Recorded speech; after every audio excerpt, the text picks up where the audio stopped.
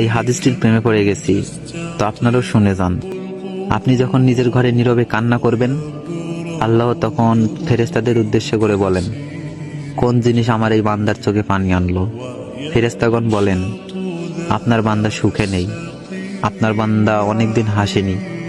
এই বলে ফেরেশতাগণ কান্না করতে থাকেন এবং আল্লাহকে বলেন, হে আমার রব, আপনি তো জানেন আপনার এই বান্দার হৃদয়ে কি রয়েছে, অতএব আপনি তার জন্য সবকিছু সহজ করে দিন।